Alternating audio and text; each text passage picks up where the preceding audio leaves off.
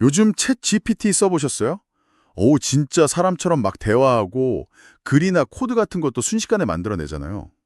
아, 그리고 그 인공지능이 그렸다는 진짜 같은 사진들, SNS에서 많이 보셨을 거고요. 작년부터 AI, 특히 그 생성형 AI가 정말 화제인데, 아, 이번 AI는 뭔가 예전이랑은 확 다른 느낌이에요. 그쵸? 단순히 정보만 찾아주는 게 아니라, 스스로 뭔가를 막 만들어내기 시작했으니까. 슬슬 이런 생각 들더라고요. 어? 얘네 진짜 우리보다 똑똑해지는 거 아니야? 뭐 이런 거요. 아, 네. 그런 생각 드는 게 뭐 당연하죠. 사실은 이미 우리 생활 속에 있었어요.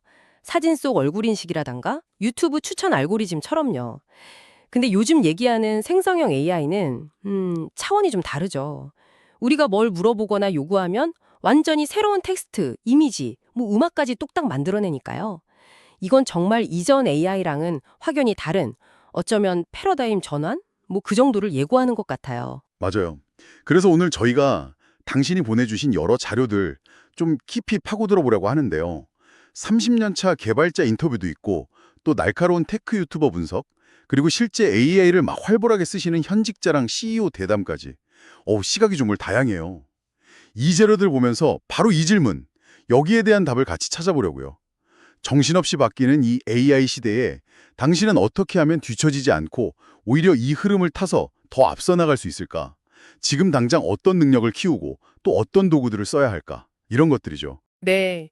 이번에 같이 이야기 나누면서 AI가 당신의 실제 업무 환경을 구체적으로 어떻게 바꾸고 있는지, 또 그 변화 속에서 어떤 역량이 새롭게 중요해지는지, 그리고 이미 성공적으로 적응하고 있는 분들, 또 기업들은 어떤 전략이랑 도구를 쓰는지, 이런 실질적인 통찰을 얻는 게 목표입니다. 단순히 뭐 기술 동향 훑는 걸 넘어서 당신이 진짜 딱 행동으로 옮길 수 있는 그런 구체적인 아이디어를 얻어가실 수 있게끔요. 좋습니다. 그럼 한번 제대로 파헤쳐 보죠. 가장 먼저 짚어야 할 게 AI가 이제 뭐 먼 미래의 기술이 아니라 바로 지금 여기서 당신 업무 효율성을 확 끌어올릴 수 있는 현실적인 도구라는 점 같아요.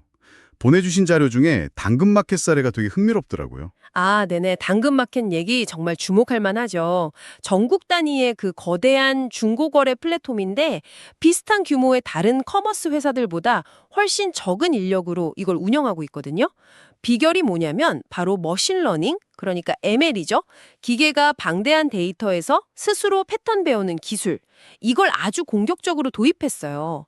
하루에도 뭐 수백만 건씩 올라오는 사용자들 상품 이미지나 설명을 기계가 자동으로 싹 분석하고 분류해요. 뭐 판매 금지 품목이라든지 사기성 게시물 같은 거 이런 부적절한 컨텐츠 걸러내는 작업도 상당 부분 자동화했고요. 생각해 보세요. 중고 물품이라는 게 종류도 상태도 워낙 제각각이라 사람이 일일이 관리하려면 인력이 어마어마하게 필요한데 이걸 기술로 해결한 거죠. 진짜 소수의 인원으로 거대한 서비스를 감당하고 있는 거예요. 와, 정말 놀랍네요. 그러니까 사람이 하던 단순 반복 업무를 AI가 대신하면서 생기는 효율성. 아, 근데 가격 비교 서비스 회사 사례는 더 극적이었어요. 예전에는 직원들이 진짜 일일이 다른 쇼핑몰 웹사이트 막 돌아다니면서 상품 정보 찾고, 아, 이게 같은 상품인가 확인해서 연결하고, 이걸 다 손으로 했다는 거예요.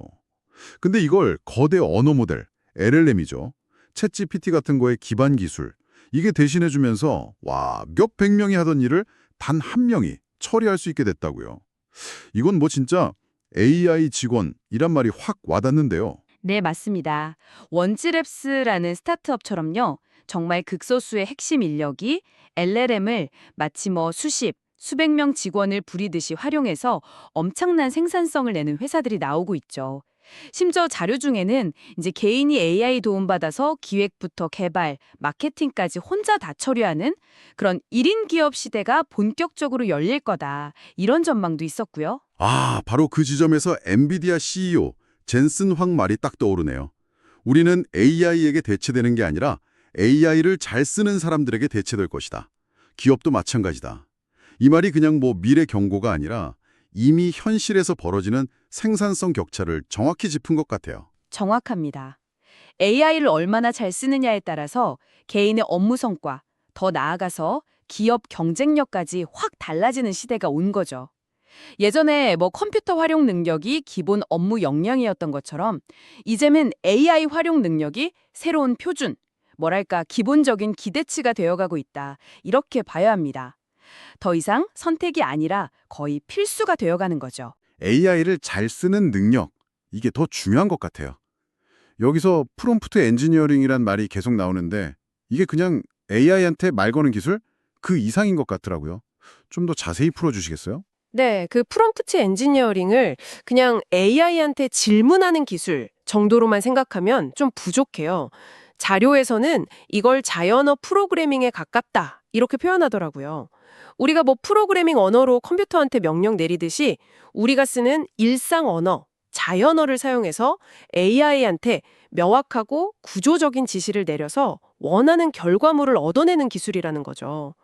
여기서 중요한 비유가 있었는데 AI를 마치 회사에 대해 아무것도 모르는 신입사원 대하듯 해야 한다. 이거였어요. 아, 그 비유 진짜 인상 깊었어요. 신입한테 이거 좀 잘 해놔. 이렇게 두루뭉술하게 말하면 제대로 된 결과가 안 나오잖아요. 그죠?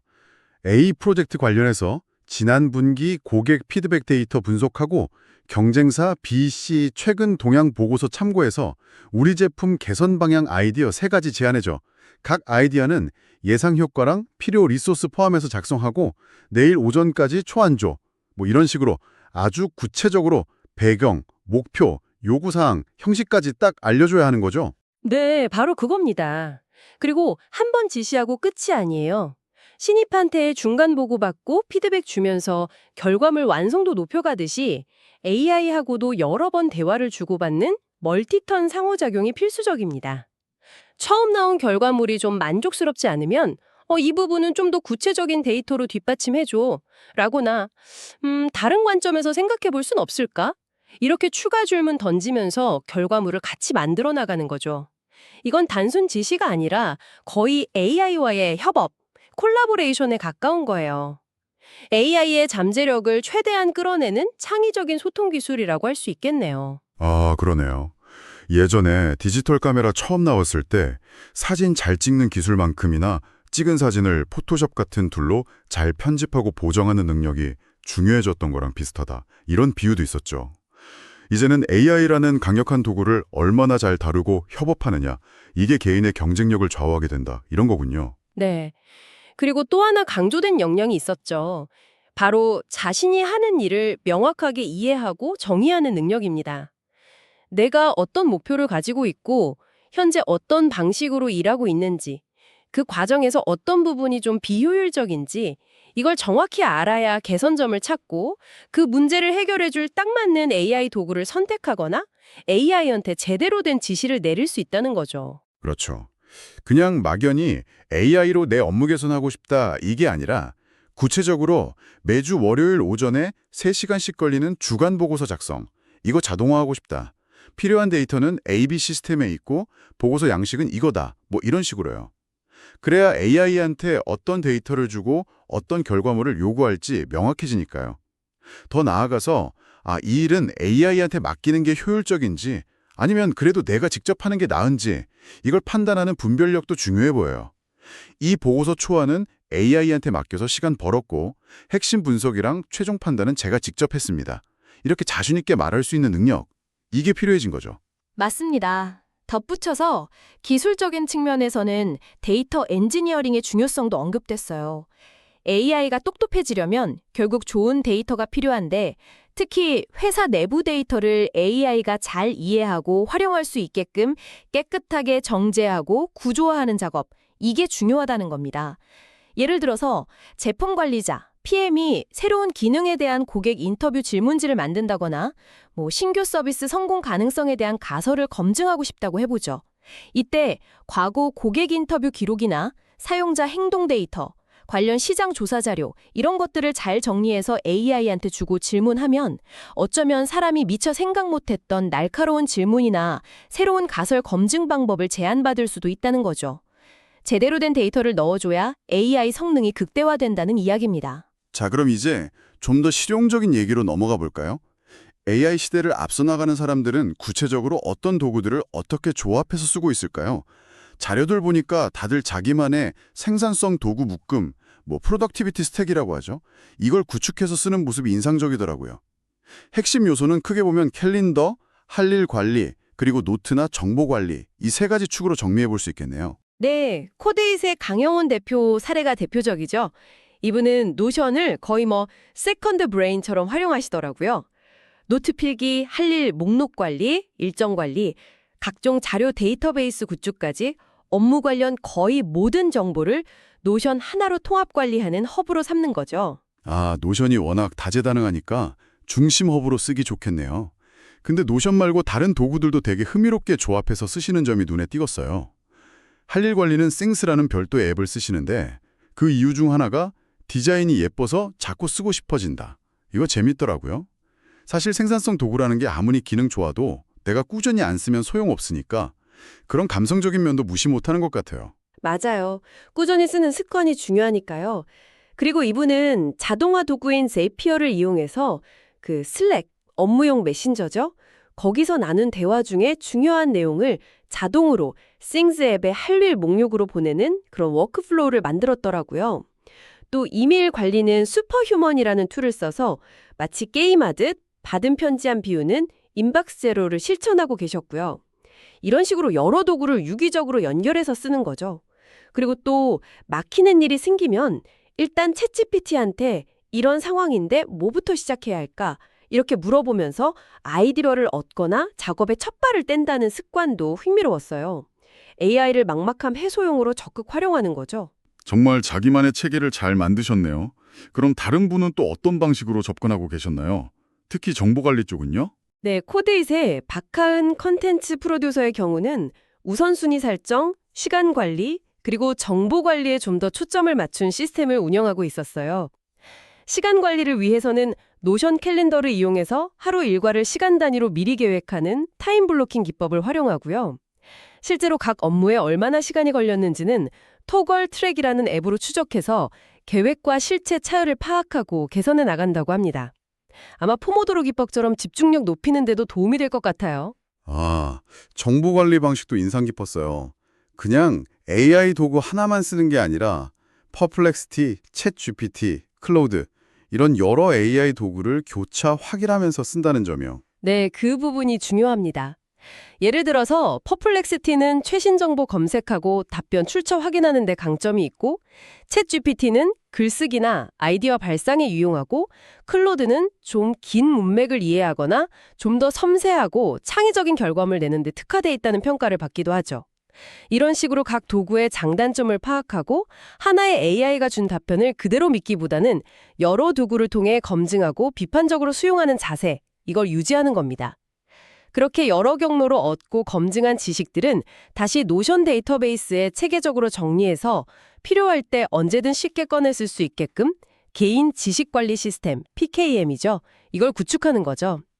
AI를 편리한 조수로 활용하되 맹신하지 않고 주체적으로 정보를 다루는 모습, 이게 중요해 보입니다.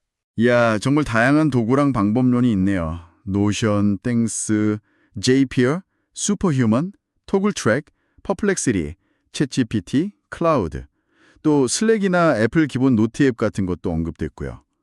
결국 어떤 특정 도구가 최고다 뭐 이런 거라기보다는 자기한테 맞는 도구들을 잘 조합해서 시스템을 만들고 그걸 꾸준히 쓰면서 계속 개선해 나가는 과정, 이게 중요한 것 같습니다.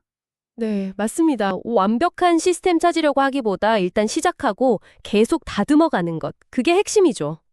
이런 개인적인 생산성 향상을 넘어서서 AI는 앞으로 훨씬 더 큰 변화의 물결을 만들어낼 잠재력이 있는 것 같아요.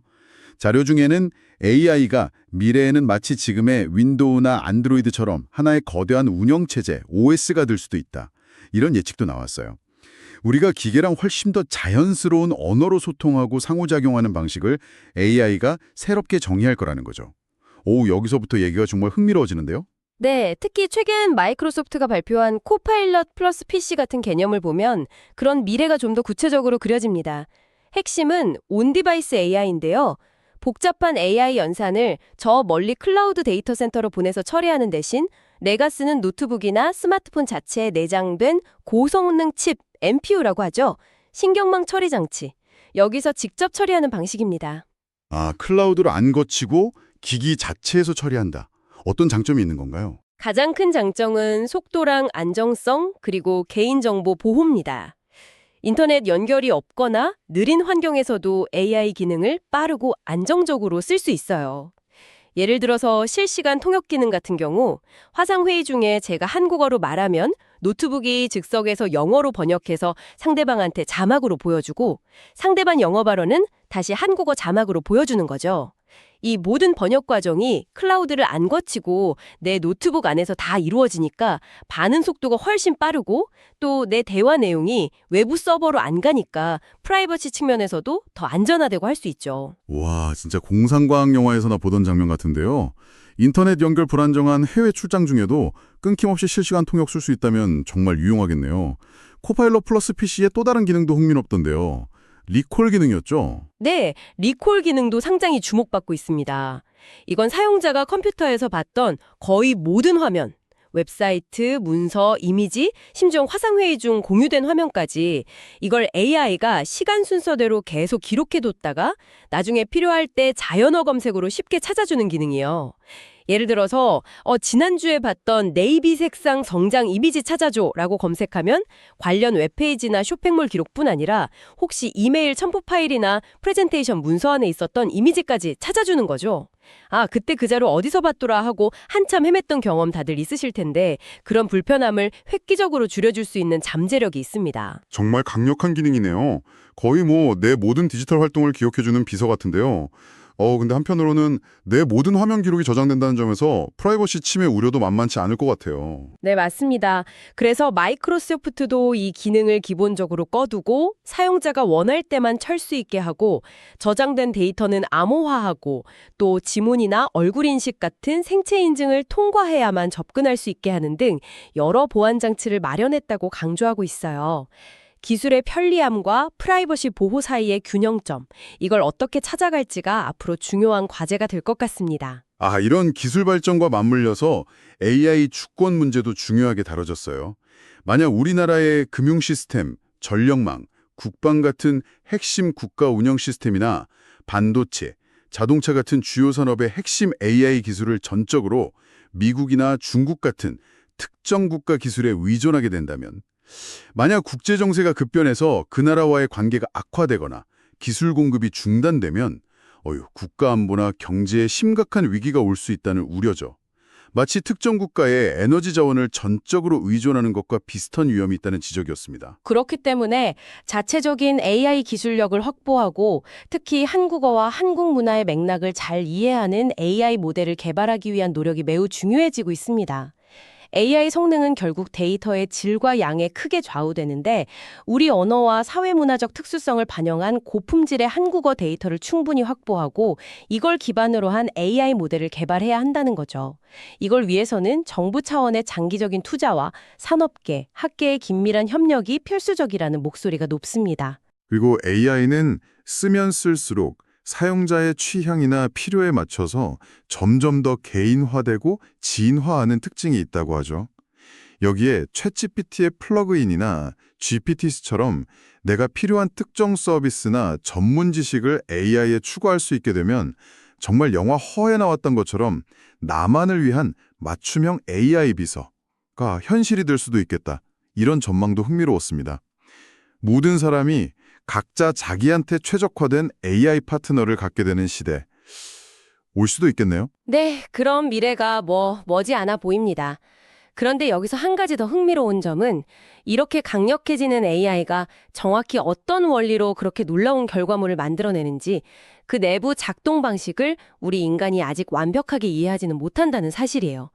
자료에서는 이걸 마치 씨앗 심고 물 주면 식물이 자라 꽃을 피우지만 우리가 정확히 어떤 색깔, 어떤 모양의 꽃이 필지 100% 예측하기는 어려운 것, 여기에 비유했죠.